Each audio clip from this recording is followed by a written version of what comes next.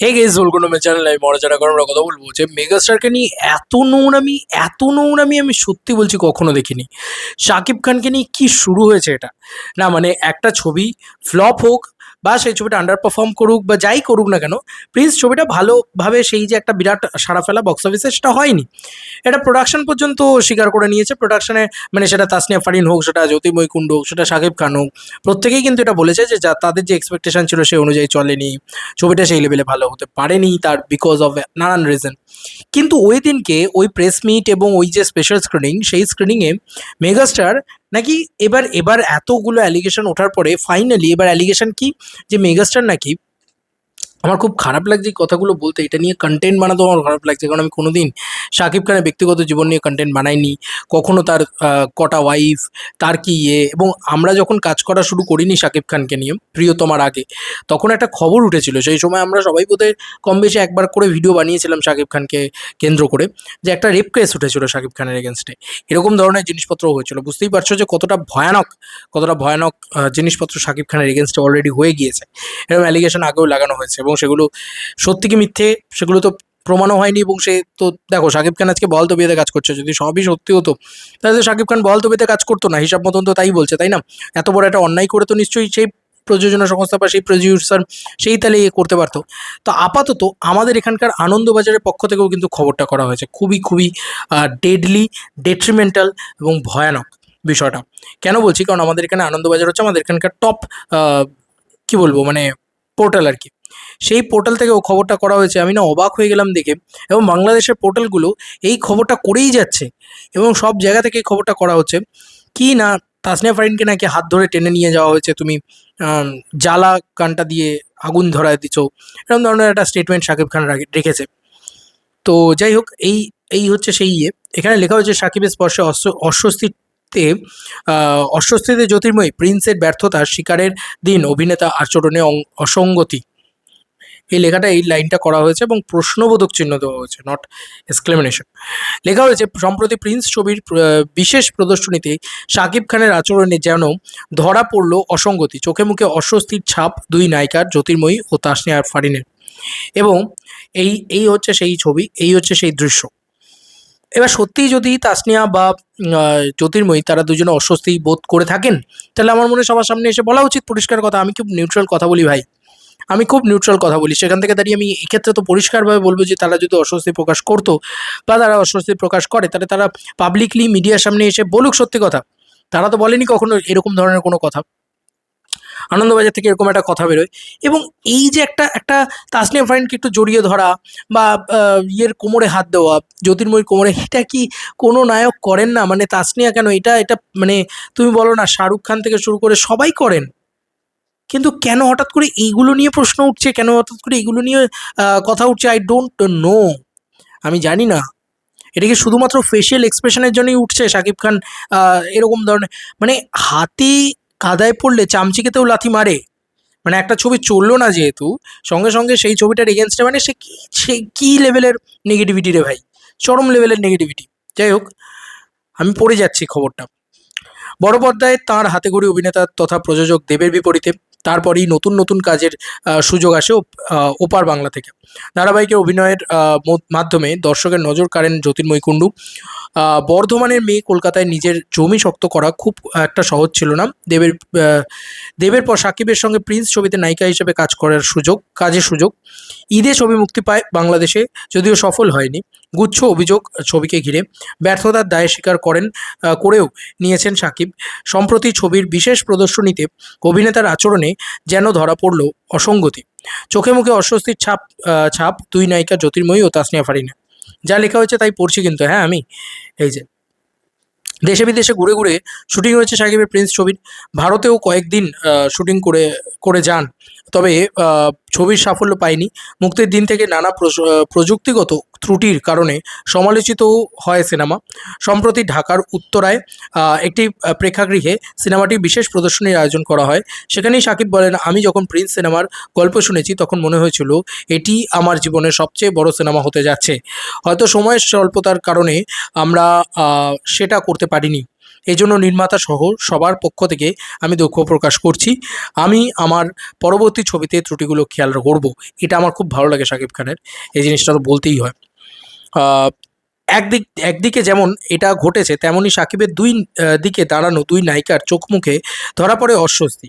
অভিনেতা কে বারবার দেখা গিয়েছে আহ, জ্যোতির্ময়ীর কোমরে হাত দিতে। বার কয়েক নায়িকা চেষ্টা করেন হাত সরিয়ে নেওয়ার। এটা কিন্তু আনন্দবাজার লিখছে, আমি লিখছি না, আমি বলছিও না, আর আমি কিছু ইয়েও করছি না, আমি জাস্ট পড়ছি। আহ, হাত সরিয়ে নেওয়ার নাকি চেষ্টা করেন, এরকম বক্তব্য রাখা হয়েছে, কিন্তু সাকিব হাত সরাননি। এই প্রসঙ্গে নায়িকার সঙ্গে যোগাযোগ করা হলে তিনি বলেন, আমি এই প্রসঙ্গে কিছু বলতে চাই না। এই যে এখানে পরিষ্কারভাবে নায়িকা বলেও দিয়েছে স্টেটমেন্টে যে আমি এই প্রসঙ্গে কিছু বলতে চাই না। একই সঙ্গে ঘনিষ্ঠ সূত্র মারফত খবর, নায়িকা সেখানে জানান অস্বস্তি যে হচ্ছিল সেটা স্বীকার করেন। এমনকি প্রেক্ষাগৃহের অন্দরের আর এক অভিনেত্রী তাসনিয়ার কাঁধে হাত দিতে চান সাকিব, যদিও তাসনিয়ার সঙ্গে সঙ্গে সাকিবের হাত নামিয়ে দেন। হঠাৎ নায়িকাদের সঙ্গে সাকিবের প্রকাশ্যে এমন আচরণ নিয়েও উঠছে প্রশ্ন। এই হচ্ছে ব্যাপার। এবং নায়িকারা কিন্তু জানিয়েওছেন যে তারা অস্বস্তির শিকার হয়েছেন। এই কথাটা নাকি আনন্দবাজার লিখছে। মানে আবার জ্যোতির্ময় কিন্তু মানে একদম ডিরেক্ট জানাননি, তার অন্দরসূত্রে খবর, এটা আনন্দবাজার বলছে। এবং বাংলাদেশের নিউজ পোর্টাল থেকে প্রথম খবরটা লিক হয় এবং প্রথম খবরটা মার্কেটে ছড়িয়ে পড়ে। এবার দেখো, আমি একটা কথা বলবো, যে হাতি যদি কাদায় পড়ে চামচিকেতেও তখন লাথি মারে, এটা আমার মনে হয়। শাকিব খানের সময়টা ইতিমধ্যে ভালো যাচ্ছে না, এটা তো মানতেই হবে। ওজি মেগাস্টার, ওজি বাংলা ছবির নায়ক, তার সময়টা ইতিমধ্যে ভালো যাচ্ছে না, কারণ তার ছবি ভালো চললো না প্রিন্স, এবং তার এরম ধরনের বক্তব্য, এরম ধরনের সেটা ভালোভাবে অ্যাকসেপ্টেড হয়নি। এবং কিছু লোক বলছে এতটা নিচে নেমে গিয়েছে, আমার খুব খারাপ লাগে এই ধরনের ভিডিও বানাতে, কিন্তু আমি তো শাকিব খানকে যথেষ্ট পছন্দ করি, সেখান থেকে দাঁড়িয়েই বলছি। কিছু লোক এমন কথা বলছেন যে এ মা হবে, মানে এই জ্যোতির্ময়ী বা এরা মা হবে, এরকম ধরনের স্টেটমেন্ট রাখা হচ্ছে। কতটা নোংরা, কতটা মানে নেমো খারাপ, এবং এটা বাংলাদেশের মানুষজনেরাই করছে। বাংলাদেশের নিউজ পোর্টাল করেছে বলেই তো সবার আগে নামটা খারাপ হয়েছে, তারপরে তো আস্তে আস্তে আস্তে আস্তে সবাই নিউজ করা শুরু করেছে। সময়টা কিন্তু খুব একটা ভালো যাচ্ছে না, মানে সময়টা কিন্তু সত্যিই বলছি খুব একটা ভালো লাগছে না। নাহলে এরকম ধরনের ঘটনা ঘটতে পারে, এরকম ধরনের খবর সার্কুলেটেড হতে পারে।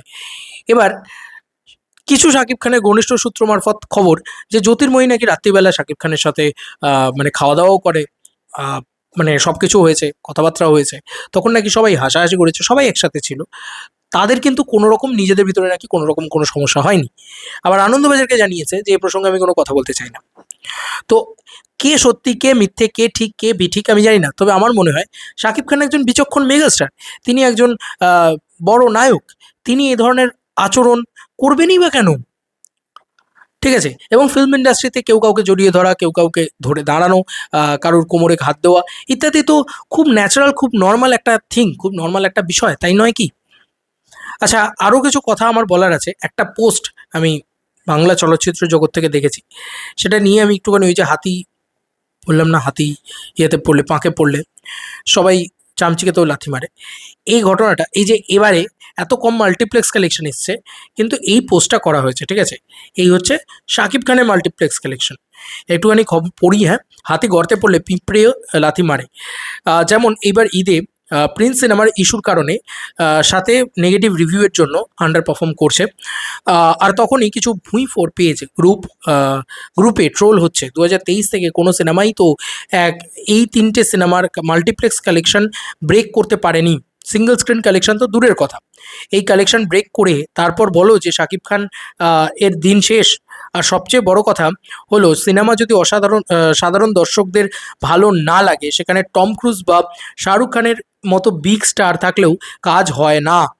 কিন্তু শাকিব খানের স্টারডামে তাও প্রিন্স ভালো ওপেনিং নিয়েছে, কিন্তু সিনেমা লং রান নেয় বা ইন্ডাস্ট্রি হিট হয় সিনেমার গুণে, স্টারডাম সিনেমাকে বিগ হিট বানায় না, তাহলে বিশ্বের সুপারস্টারদের সিনেমা কখনো ফ্লপ হতো না।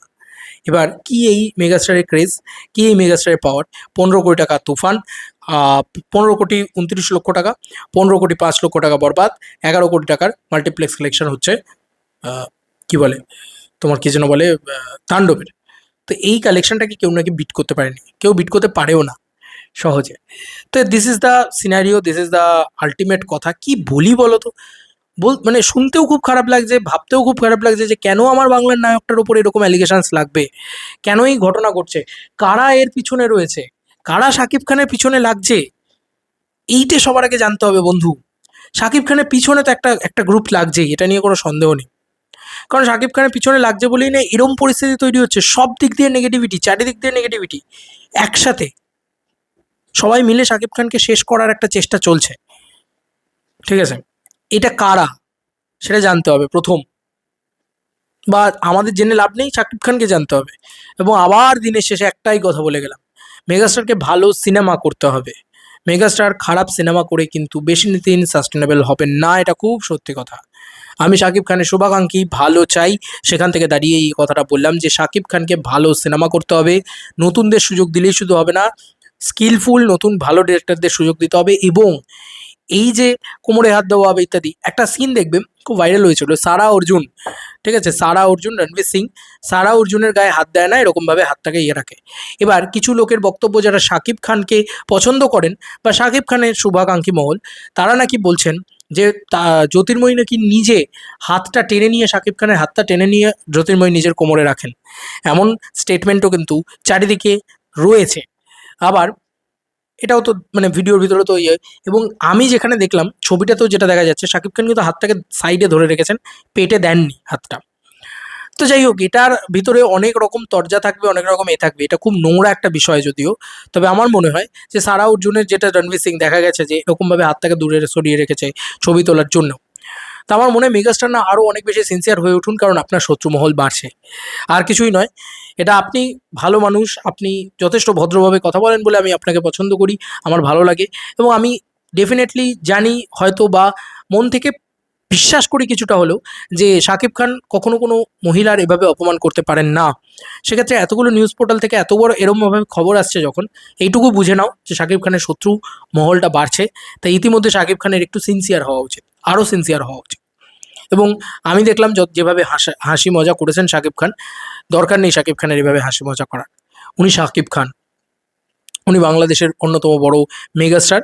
উনি ওনার একটা অরা নিয়ে থাকুন, উনি নিজের মতন করে থাকুন, এবং যতটা এই সমস্ত জিনিসপত্রে না আসা যায় ততই মঙ্গল। এবং আমার মনে হয় যে প্রেস মিটে এলেও সেখানে খুব ব্যারিয়ার মেনটেন করে, খুব একটা গাম্ভীর্য মেনটেন করে একটা প্রপার মেগাস্টার হিসেবে ওনার কাজ করা উচিত বা থাকা উচিত বলে আমার ধারণা বা আমার মনে হয়। তাহলে আরও ভালো হয়, কেউ তাহলে সহজে আঙুল তুলতে পারবে না। এবং শাকিব খানের দীর্ঘদিনের কেরিয়ার, এই কেরিয়ারে শাকিব খানের এগেনস্টে অনেক রকম অ্যালিগেশন এসছে, সেটা হোক তার পার্সোনাল লাইফ, হোক ওই যে বললাম বাইরে গিয়ে রেপ কেস, বা হতে পারে আমাদের এখানের নায়িকাদের গায়ে হাত দেওয়া বা ফারিনকে হাত ধরে টেনে নিয়ে যাওয়া, ওটা তো আমিও দেখেছি যে ফারিনের হাত ধরে করা, সেটা করা হয়েছে। এগুলো নিয়ে অনেক রকম অ্যালিগেশনস তো চিরভাবে শাকিব খানের এগেনস্টে এসছে, তার তো সাকসেসকে কোনোদিনই বিট করা যায়নি, সে তো নাম্বার ওয়ান বাংলাদেশের নায়ক হয়েই থেকে গিয়েছেন। তো আরও রকম চেষ্টা চলুক, তবে এইটুকুই বলবো, শাকিব খান আরও সিনসিয়ার হোক, কারণ তার শত্রুমহল আরও দিনকে দিন বাড়ছে। এবং আমি দেখতে পাচ্ছি যে কীভাবে সবাই টার্গেট করে নিয়েছে মেগাস্টারকে, একটা ছবি চলেনি বলে কী লেভেলের টার্গেট করে নিয়েছে। এবং এটাই বোঝায় যে শাকিব খান সেদিনকে যদি প্রিন্স ছবিটা মানে সাইন না করতো, তাহলে অনেক ভালো করতো বলে আমার ধারণা, আমার মনে হয়। তাহলে এই এত কিছু ঘটতো না, কারণ আজকে বরবাদ কিন্তু শাকিব খানকে উন্নতিই করে দিয়েছে, নামই এনে দিয়েছে। কিন্তু প্রিন্স শাকিব খানকে প্রচুর প্রচুর বদনাম নিয়ে এসে দিল, এবং আজকে ফাইনাল এই দংশনটাও দিল যে শাকিব খানের চরিত্রে দাগ লাগলো, কালিমা লিপ্ত করলো শাকিব খানকে। এই একমাত্র প্রিন্স সিনেমা, মাথায় রেখো সাকিবিয়ানরা। চলো বন্ধু, নতুন কোনো ভিডিওতে দেখা হবে, বাই বাই।